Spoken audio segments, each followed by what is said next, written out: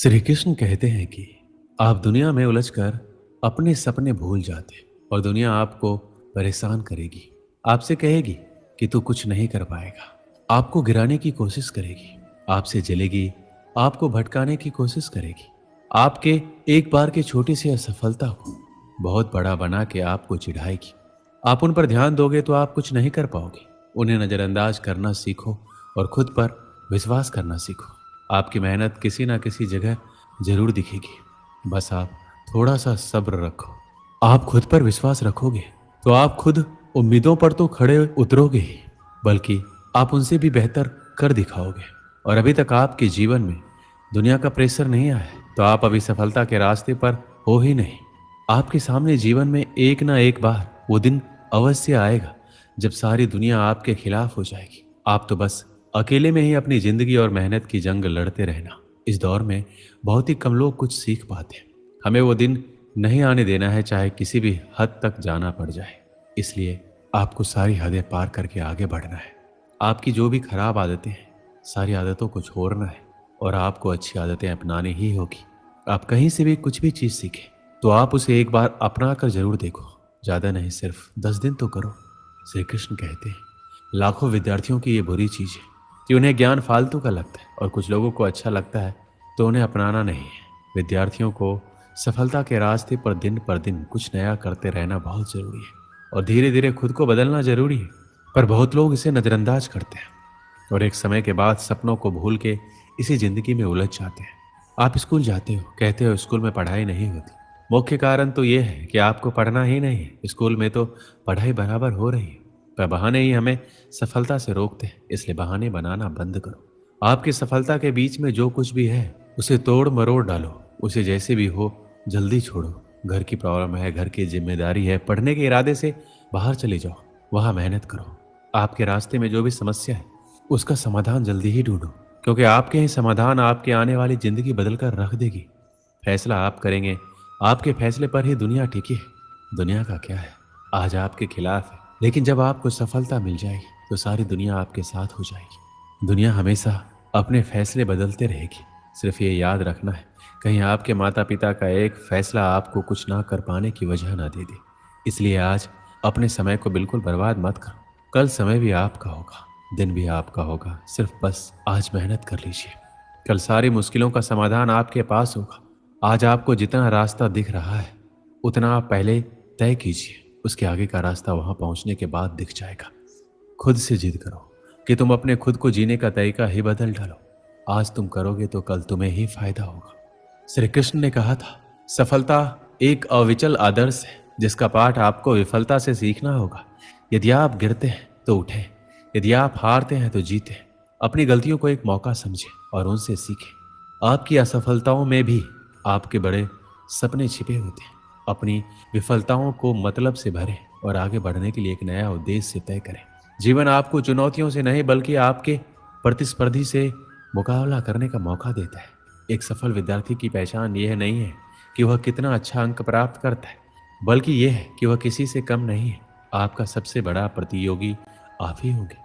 आप अपने आप से मुकाबला करें और स्वयं के आगे निरंतर सुधार का मार्ग चुनें। आपकी सफलता का एक और महत्वपूर्ण अंग आत्मविश्वास है।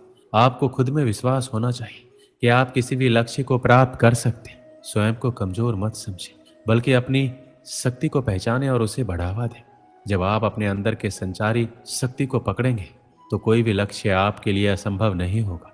साथ ही आपको अपने सपनों को बनाए रखने के लिए सचेत रहना होगा।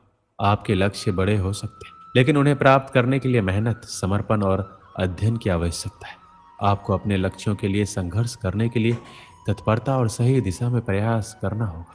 याद रखें, अगर आपकी मेहनत और समर्पण सही है तो आपके सपने नहीं सकते। आप सचमुच महान हो सकते हैं। आपको सिर्फ अपनी क्षमताओं को पहचानने की आवश्यकता है और समर्पण के साथ काम करने की इच्छा है। जीवन के सभी मोड़ों पर अपना सामरिक मनोबल बनाए रखें और अपार सफलता की ओर बढ़ें। आप सभी के भीतर एक अद्वितीय संभावनाओं का समुद्र है। आपकी खुदरा प्रतिभा अद्भुत कला और निरंतरता से भरी योग्यता का परिचय कराती है।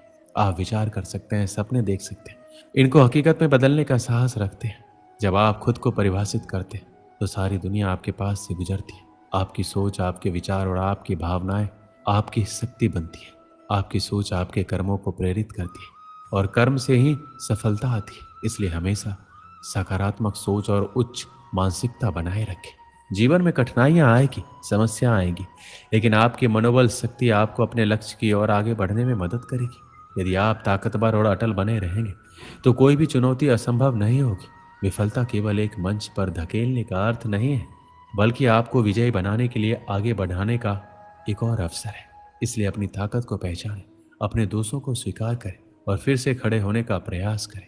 जिंदगी में सब कुछ हासिल करने की इच्छा किसको नहीं होती? आगे रहने की इच्छा किसको नहीं होती? पैसा कमाने की इच्छा किसको नहीं होती?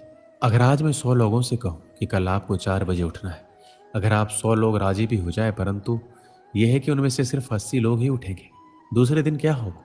उससे भी कम लोग उठेंगे, तीसरे दिन उससे भी कम, चौथे दिन उससे भी कम। पर जो आखिरी दिन उठेगा, वही व्यक्ति अपने जीवन में चुने हुए लक्ष्य को पाकर रहेगा। यदि आपको दुनिया के 1% लोगों में आना है, तो आपको उस माइंडसेट से निकलना होगा जिसमें आपके अगल बगल के 99% लोग फंसे हुए हैं। जिस व्यक्ति ने ठान लिया है इस काम को करना है तो करना है, चाहे हासिल कर पाऊं या ना कर पाऊं, लेकिन जिस काम में मैं इतने दिनों से लगा हूं, जो टारगेट लेकर मैं बैठा, उस टारगेट के इरादे को घुटने टेकने नहीं दूंगा। और जिनके इरादे घुटने नहीं टेकते, वही लोग अपनी जिंदगी में सफलता हासिल कर पाते हैं। तो उठिए और अपना एक मजबूत इरादा बनाइए और अपनी जिंदगी को अपनी सफलता की ओर बढ़ाइए। एक गांव में एक आलसी आदमी रहता था। वह कुछ काम धाम नहीं करता था, बस दिन भर निठल्ला बैठकर सोचता रहता था किसी तरह कुछ खाने को मिल जाए। एक दिन वह यूं ही घूमते घूमते आम के बाग में पहुंच गया। वहां रसीले आमों से लदे कई पेड़ थे। रसीले आम देखकर उसके मुंह में पानी आ गया और आम तोड़ने एक पेड़ पर चढ़ गया। लेकिन जैसे ही वह पेड़ पर चढ़ा, बाग का मालिक वहां पहुंचा। बाग के मालिक को देखकर आलसी आदमी डर गया और जैसे तैसे पेड़ से उतरकर वहां से भाग खड़ा हुआ। भागते भागते वह गांव के बाहर स्थित जंगल में जा पहुंचा। वह बुरी तरह से थक गया था, इसलिए एक पेड़ के नीचे बैठकर सुस्ताने लगा। तभी उसकी नजर एक लोमड़ी पर पड़ी। उस लोमड़ी की एक टांग टूटी हुई थी, वह लंगड़ा कर चल रही थी।